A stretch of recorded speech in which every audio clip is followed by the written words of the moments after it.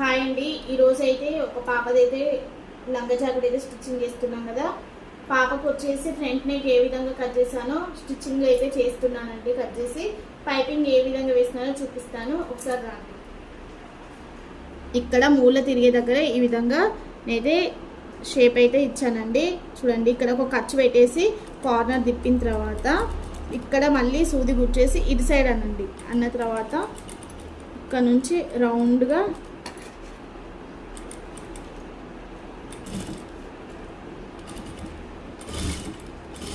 ఈ విధంగా స్టిచ్చింగ్ చేసి ప్లస్ బ్యాక్ నెక్ కూడా స్క్వేర్ పెట్టాను.